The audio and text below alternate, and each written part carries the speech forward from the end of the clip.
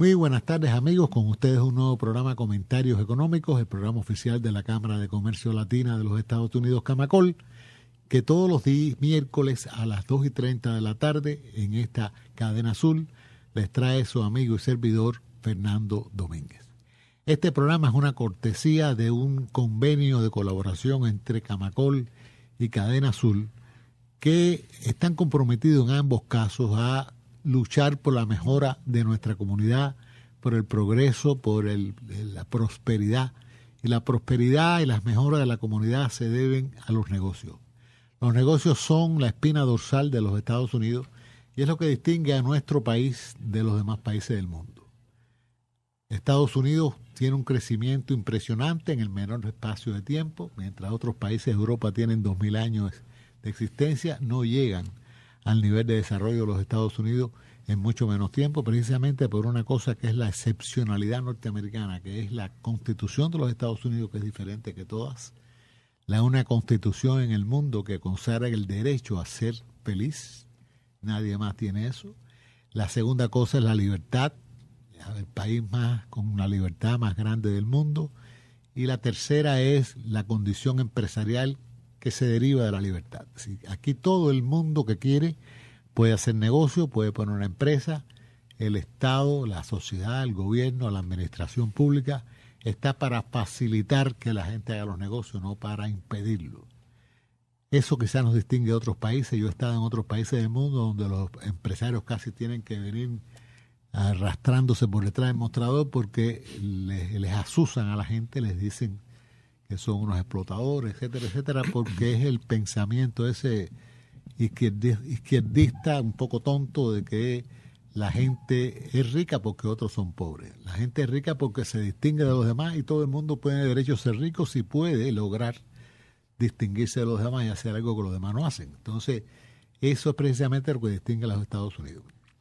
Esa distinción es lo que nos hace tanto a la poderosa Cadena Azul y a Camacol hacer este programa, tratar de traerles a ustedes experiencias interesantes sobre el tema, explicarles cómo hacer negocio, cómo mejorar sus posibilidades. Hoy tengo conmigo a dos distinguidos huéspedes, amigos de muchos años, colegas de trabajo, de lucha y de tratar de hacerlo mejor, que son mi amiga Milixa, que le decimos todos Mili Maldonado, quien es el manager de educación continuada de FIU, y tenemos a nuestro amigo Enrique Cordero, que es un consultante de familias en negocios. Es decir, hoy vamos a hablar de un tema muy interesante que es los negocios familiares o la familia haciendo negocicio. Esto es algo que distingue mucho a los Estados Unidos. En los Estados Unidos el negocio familiar, el pequeño negocio, ocupa casi el 70% del Producto Nacional Bruto, es decir, producen más las pequeñas familias que las grandes compañías, si usted la suma. Y eso es debido a que en todo pueblito no hay una gran compañía, pero sí hay un montón de pequeños negocios tratando de hacer vivir a las familias y, por otra parte, suministrando servicios, mercancías, productos que necesita alguien, y la vida es radical. Si el servicio o el producto no es bueno y no lo necesitan, nadie lo va a comprar y el negocio va a quebrar, va a desaparecer. Si lo que está haciendo está bien hecho, produce un producto que requiere o es requerido, por los demás, pues va a progresar, va a subir el precio, la categoría, y va a ser un exitoso empresario, y la compañía va a ser una empresa exitosa también con grandes ingresos. Y de ahí, de la pequeña compañía esa familiar, puede existir una gran compañía que puede seguir siendo familiar también. Yo tengo, aquí en Camacol tenemos muchas compañías pequeñas, familiares y grandes. Negocios que no los voy a decir porque no estoy autorizado a revelarlo, pero negocios que ustedes no esperan y son negocios familiares donde la junta directiva, entre comillas, está compuesta por hermanos, primos, tíos, etcétera, porque el negocio lo controla una familia. Y de eso vamos a hablar hoy. Primero quiero darle la palabra a mi amiga Mili Maldonado para que nos hable qué hace FIU en la educación continuada. ¿Qué cosa es eso? Para el que no sabe, ¿qué cosa es educación continuada? Gracias, don Fernando.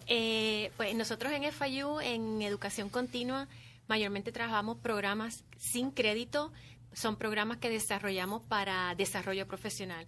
O sea, las personas siempre quieren estar mejorándose y nosotros preparamos programas, lo que llamamos Open Enrollments, que son programas que ya son paquetes abiertos a todas las personas para que se matriculen.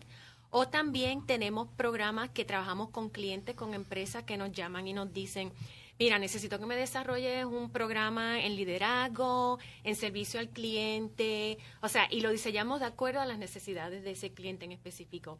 Pero es bien importante que las personas se sigan desarrollando continuamente y por eso se llama educación continua. Es decir, para traducirlo un poquito para los que no entienden el lenguaje académico. La educación posgraduada es aquella que requiere que tú tengas un título primario. Es decir, si tú eres contador público, puedes estudiar una especialidad, un posgrado o una maestría o un doctorado en finanzas o en auditoría o en las carreras derivadas de contador público o afines. Muchas veces no tienen que ser afines, sino son simplemente nuevas especialidades que se derivan de algo que ha existido. Pero hay que tener un título de bachelor, como se dice aquí, o sea, un título de graduado, licenciado en alguna materia. La educación continuada no requiere eso, es decir, la educación continuada es una educación técnico-profesional que desenvuelve, eleva el nivel de capacitación, la destreza, el profesionalismo, actualiza, da técnicas nuevas a ese mismo contador que no es contador público, o lo es, pero no le interesa estudiar un doctorado, sino le interesa estudiar un tema específico de auditoría o de lo que fuera, y entonces toma un curso de educación continuada que no es que no tenga el mismo rigor, tiene un rigor igual, tiene un contenido igual, pero no tiene los mismos requerimientos formales de hacer otros estudios, etcétera, como que tiene un posgrado. ¿Está bien? Correcto. Entonces, la educación continuada es un arma que tiene FIU, un arma muy poderosa que lo vincula a FIU con las profesionales, las personas técnico-profesionales que desarrollan tareas que son de alto interés para la sociedad. Nadie que no tenga un interés puede estudiar un curso porque no tiene sentido. ¿Para qué tú vas a estudiar un curso de educación continuada? Vas a gastar tu esfuerzo, tu tiempo, etcétera, etcétera, en algo que no te va a servir. Es decir, la educación continuada es una educación, como diríamos, como si fuéramos finos, ad hoc. Es decir, está hecha especialmente para alguien que la necesita.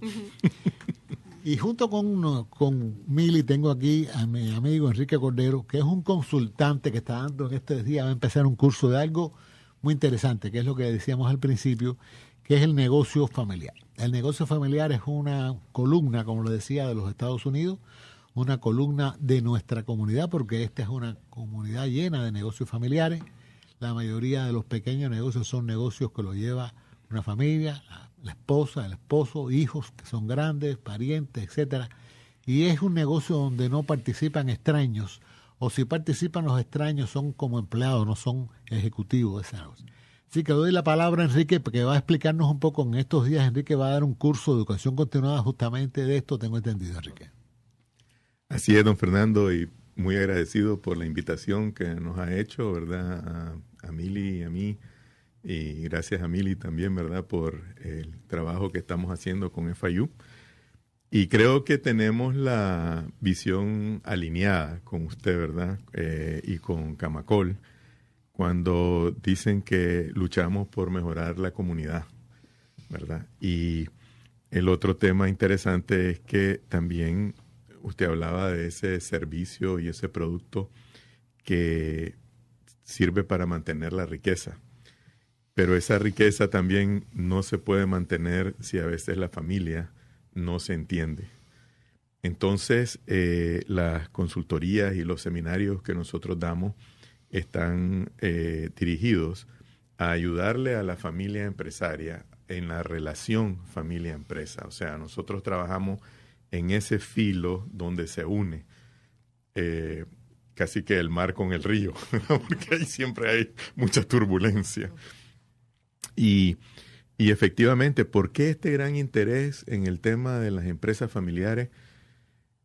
Resulta que, como usted muy bien decía, la fibra de un país está en las empresas familiares. O sea, el 70% del Producto Interno Bruto de Estados Unidos efectivamente es desarrollado por empresas familiares, y por ende el empleo, y por ende también las comunidades están siendo mejoradas y ayudadas en la medida que las empresas familiares sobreviven en el tiempo. Entonces, nosotros ahorita el 13 de este mes, el 13 de abril, un sábado, estamos poniendo un seminario de gobierno corporativo de la empresa familiar. ¿Por qué hablamos del gobierno corporativo? Porque uno de los fuentes de conflicto más grandes en la empresa familiar es, uno, la falta de visión compartida. O sea que la familia, cada miembro de la familia, cada miembro de las diferentes generaciones, ven el negocio como algo diferente. Entonces, para la mamá es una cosa, para el fundador es otra, y para los hijos, y ya no digamos los nietos. Entonces, en este proceso nosotros lo que hacemos es alinear la visión, rescatando los puntos del fundador, porque obviamente el fundador ha hecho las cosas bien, porque si no, no existiría un negocio. Pero habría que incorporar también, ¿verdad? Nosotros venimos y mandamos a nuestros hijos a la universidad, los mandamos a una maestría, queremos que sean mejor que nosotros, pero cuando vienen de vuelta al negocio, no queremos que cambien nada, ¿verdad? Entonces, hay que reconciliar la manera en que el negocio familiar puede innovar bajo un mínimo de conflicto familiar. El segundo punto es los órganos de gobierno, ¿verdad? Establecer órganos de gobierno en los tres grandes ámbitos de la empresa familiar, que es familia, empresa y propiedad. Entonces, y el otro es tener las reglas claras también, ¿verdad? O sea, ¿cómo nos vamos? Yo le llamo las reglas del béisbol, ¿verdad? Porque sabemos que alguien está pichando y alguien está bateando. Sabemos claramente cuál es el rol del pitcher. Es ponchar a ese bateador. Y el bateador sabe cuál es el rol de él, que es pegarle a esa bola que le están queriendo ponchar lo más largo posible. Y no importa quién esté pichando, le puede estar pichando la suegra, la que nunca lo quiso, pero no puede él decir que fue un tema emocional por el cual a él lo poncharon, sino que es porque las reglas son clarísimas. Entonces, lo que estamos tratando con este seminario es de bajar este tipo de consultoría, traerlo a empresas medias, porque esto se está dando grandemente por profesores de Harvard, por profesores de Babson College y de muchos otros, a un nivel de empresas de gran calado. Como usted decía, hay empresas familiares grandísimas, pero también la fibra está en el término medio, incluso los pequeños. Entonces, a través de este seminario que se va a dar el 13 de abril de 8:30 de la mañana a 4:30 de la tarde, con un par de recesos y está incluyendo un buen almuerzo y también hasta el parqueo, pues Mili consiguió que lo podamos incluir en el precio del seminario, con el fin de crear una esperanza en los fundadores y en los sucesores. El fundador para poder contestar qué pasará cuando yo no esté. Incluso ahora ya no es esa pregunta, ahora es que este negocio perdure, porque los chances de nuestra expectativa de vida en estos días es mucho mayor, ¿verdad? Algunos de nosotros podremos vivir hasta los 80 y pico de años, 90. Y bueno, esperando mantener la calidad de vida que estamos acostumbrados. Para eso, debe de poder hacer esa transición, ya sea en una transición familiar o en una transición que le llamamos nosotros profesional, que es trayendo a alguien externo, pero sabiéndolo dirigir, sabiéndolo controlar, y ya por un equipo de hermanos o de primos. Y esa mortalidad también que creo que usted mencionó, sí creo que la mencionó, que el problema de la empresa familiar, que así como es buena y tiene muchos réditos positivos, tiene un gran problema, que es la supervivencia. Y el 90% de las empresas están van a confrontar un tema de sucesión. Y el 60% de las empresas mueren en esa sucesión.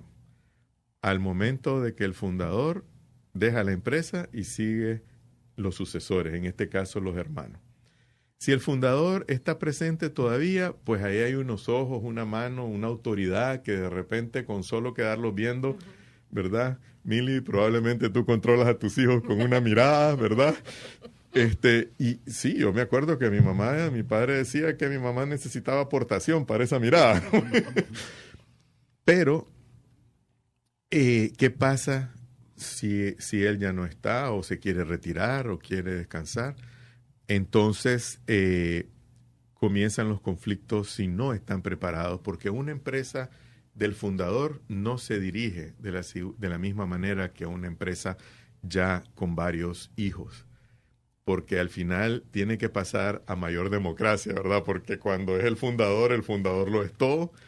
Cuando vienen los hijos, se tiene que haber un gobierno ya más consensuado, las decisiones tienen que ser tomadas en equipo, y saber tomar las decisiones y saber cuáles son los roles de cada uno. Entonces, eso es lo que esperamos nosotros con este seminario, traer esa esperanza de que no se tiene que terminar la empresa. Usted no tiene que vender la empresa. Usted no tiene que pensar en que su empresa va a fallar. Usted puede pensar de que su empresa le va a proveer los ingresos necesarios mientras usted esté con vida, asegurar ese proceso, dejarlo plasmado en blanco y negro, cómo van a darle ese retiro, ¿verdad?, digno a los fundadores, y también que los sucesores sepan seguirle y trascender en el tiempo y pasarla a la siguiente generación, que serían los nietos. Yo creo, a mí se me ocurre, además, Enrique, que hay un problema. Cuando uno crea un negocio, tiene una visión, pero la visión que uno tiene del negocio es concordante con la época que vive, con la tecnología que conoce, con el medio ambiente que se desarrolló. Y los fundadores, cuando pasa el tiempo, cambian la visión sin percibirlo, pero la cambian. Ahora, si viene una tercera persona, hijo, nieto, pariente, y tiene una visión diametralmente, revolucionariamente nueva, a veces puede ser mejor o puede ser un desastre. Es decir, que esa consensuación, como tú has dicho, entre las visiones en el tiempo es imperecederamente importante para que haya un chance de sobrevivencia, porque nada es verdad ni es mentira, sino solo del color de cristal con que se mira. Sí. Pero también lo que es verdad o fue verdad en el año 70, hoy probablemente no lo sea. Es decir, si uno tenía un negocio de fotografía y va a seguir tirando la fotografía como la tiraba en el año 70, hoy va a la quiebra. Total. Porque hoy la fotografía es digital, es no sé qué, es de otra manera. Y así sucede con todo. Es decir, si tenés un restaurante, los platos de hoy son otros, la manera de comer es de otra manera de pensar. Y todo esto es lo interesante que van a aprender en ese seminario que tú vas a dar. Nosotros creemos que es posible, vamos a ver cómo manejamos eso, porque tú no siempre estás en Miami, pero a nosotros nos gustaría que después que tuvieras el seminario también hacer otro programa sobre las experiencias que obtuviste en el seminario, y volvieras para hablarle a los oyentes que no tuvieron la dicha de ir al seminario, pues que pudieran también saber, porque de esto se trata este programa. Este programa no se trata de hablar en abstracto, se trata de darle a la gente la visión de lo que es el negocio de hoy en día y cómo se comporta. Y con ese sentido, pues queremos, primero que todo, darte las más expresivas gracias por el tiempo que has dedicado a venir al programa, a ti y a Mili. Pero además queremos establecerte la cadena en el pie de que tienes que volver. Con todo gusto. Gracias por la invitación. Porque, ¿sabes qué pasa? Que nada es eternamente cierto. Y tú mismo, yo siempre decía cuando daba clase, ya no de clase, pero durante mucho tiempo que de clase, que el que más aprende en una clase es el profesor. Y eso es cuando el profesor es suficientemente inteligente para saber que los alumnos tienen algo que aportar. Y en este caso tuyo, lo que van a aportar tus alumnos es la esencia misma de tu verdad, porque tu verdad es generalizar como teoría la experiencia de la práctica ajena. Y esa práctica ajena, pues tú la vives en cada negocio, en cada vez que das el seminario, porque también no es lo mismo el seminario en Miami que el seminario en Nicaragua, o el seminario en Chile, o el seminario en Madrid. Son visiones distintas de los negocios, son experiencias diferentes, y todo eso es de lo que se trata justamente en la educación continua, es decir, a la gente actualizarla, porque las cosas pasan y el tiempo pasa. Y nosotros no queremos dejar que pase el tiempo tampoco, sin darle a ustedes las más expresivas gracias por haber venido, y decirle a los oyentes que además tenemos algunas cosas que queremos decirle con relación a esta semana. La próxima semana, el martes próximo, es el kick-off, decimos en este Spanglish que hablamos en Miami, que es el disparo de salida, la apertura de esta cosa que está haciendo la comisionada Eileen Higgins en Miami, en el área de Flagler, que como ustedes saben, Flagler quedó preciosa, pero destruyó una buena cantidad de negocios que había ahí por el tiempo que tomó eso. Y por lo tanto, el jueves que viene los esperamos en Camacolo a las 5:30 de la tarde. Sin otra cosa que decirles, pues le damos las más expresivas gracias por su atención. Las gracias a ustedes dos por estar aquí y hasta la próxima semana, amigos.